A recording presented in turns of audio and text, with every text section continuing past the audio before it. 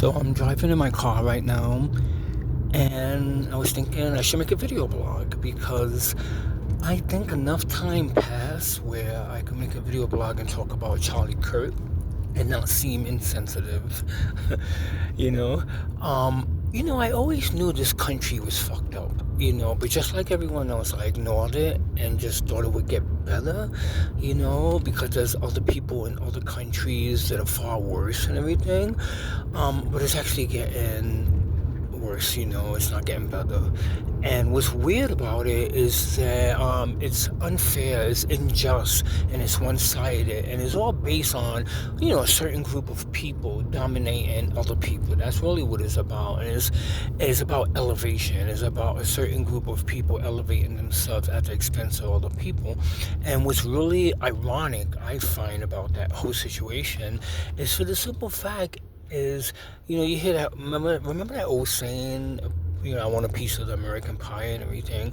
This pie called America is actually huge, and it could be shared by multiple of people. But you have these small-minded, kind of demonic, evil people who are greedy and who wants to covet and take everything for themselves at the expense of other people, and they want to kick out other people, and they want other people to even have a chance to get a piece of that pie. Like, I never saw greed at this level. It's mind-blowing to me. It's amazing to me. And now we have this elevation of this one man over another man, and namely, Charlie Kirk. People are taking Charlie Kirk and turning him into a martyr and turning him into a saint, if you will, for lack of a better word, and elevate him over a man like Jimmy Kimmel, who actually made people happy, who actually made people laugh. People will have a hard day, at their job, or maybe they're arguing with their girlfriends or boyfriends, or whatever the case may be, and people will go home and turn on the TV and watch Jimmy Kimmel and laugh, and be like, for at least an hour, would get them out of their heads, So he was doing an amazing service, by making people laugh.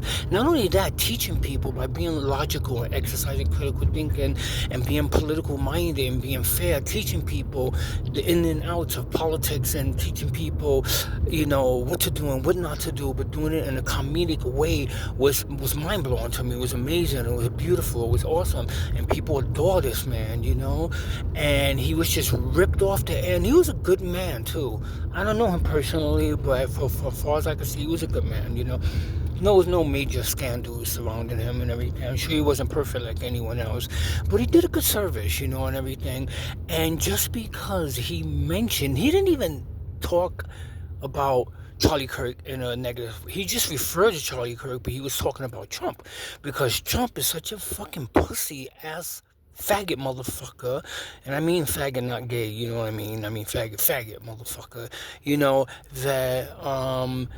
That he got him canceled.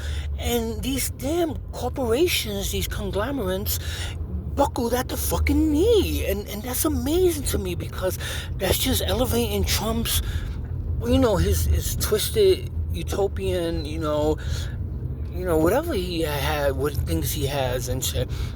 It got him in that whole fantasy-based thinking that now he's invincible, now he could do anything. And that's just fucking wrong, man, because at the end of the day, it's just about money for these corporations. And we all knew it. George Carlin talked about this in the 70s and 80s, about ththese corporations. Always been about money for these guys. And it always been about, ratings and not even ratings so much, but more so about controlling money and everything, and also, getting huge tax breaks, making billions and millions of dollars a year, and getting huge tax breaks and being part of the 1%. And they found, an ally in that, and that's namely Trump, and one hand washes the other. My mom used to always say and everything, and these people feel like they benefited from it. But they forgetting one thing. They benefit actually from the population, and the population needs to avoid these media outlets, these media conglomerates, and these companies in order to stand up against freedom of speech, And it's amazing to me. It's amazing to me that you have One guy who was not a nice person, who sowed the seeds of divisiveness and division, and was a hateful man. Every inch of this guy's existence was hateful, And not only that, he promoted hatefulness and he spread it, and he like he institutionalized people to think that way, and also to think. So when you have people like raiding, Home Depots and snatching, Mexican families and ripping them apart and everything, and people being insensitive to that and thinking, well, it doesn't really matter because those people are not really human. Those people are subhuman, so it doesn't matter if you see a child crying because they're not going to see their father or their mother anymore. How did we get to that point? We got to that point because of people like Charlie Kirk, people like him who for the last 10 years been in the spotlight and promoting this like narrative that the only people deserving of rights in this country are white people, but not even all white people, rich white nationalist Christian people. So it's not even all white people. And I could prove my point by the simple fact that when he was talking about gun control, he said of a few people, a few kids, not adults, not but children, namely white children, because that's the majority of the school shootings is in white schools. We know that, but if a few of these white kids die, it doesn't matter. As long as we get the Second Amendment upheld and we're able to bear arms, so it doesn't matter if a few kids die. But he dies from his very words, from the same gun violence that he said it doesn't matter if a few people die. So you know what? Now some people are going to get the rights to bear arms now. You know why? Because Charlie Kirk was killed. And if you say that, you're fucked up and you're wrong and you're insensitive. But this is exactly what this man said. This man said that verbatim. That's what he said. And so he died at his own word. And then now if people acknowledge that, then you're being insensitive and you're being anti-American. Fuck you, man. Fuck you and the horse you fucking ride on.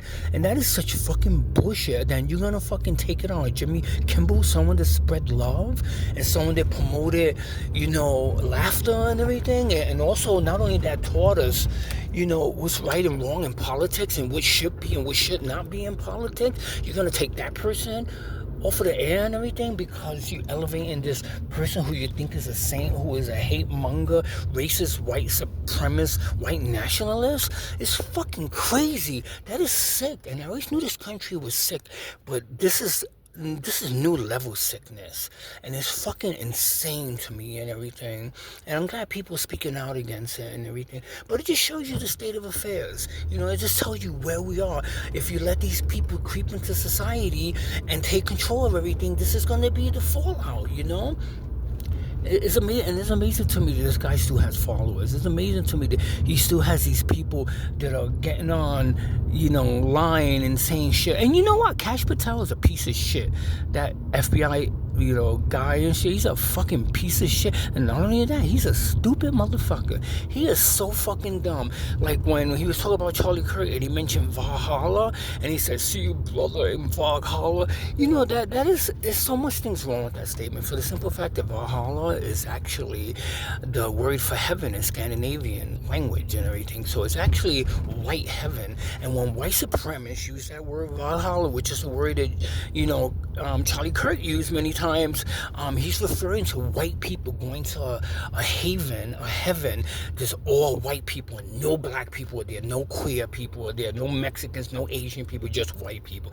That's what that word actually means for the white nationalists and the white supremacists and everything. So this man, who is a black man, he has straight hair and he's an Indian, he's a black man, in the end of the day.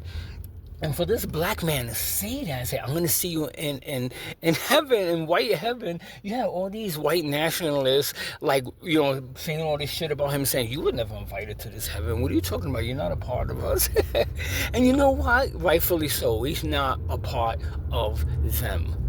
He is not a part of them. He's a black man, and he's gonna go to, if he goes to heaven, he's gonna go to regular heaven, but he's not gonna go to the white supremacist heaven. And I'm glad that some white supremacist person said that. It's fucked up, but I'm glad that, because that faggot ass motherfucker, he fucking deserves that shit. And then he's a piece of shit. I know this is a very negative video, But I'm so pissed off because I'm American, and believe it or not, I love this country.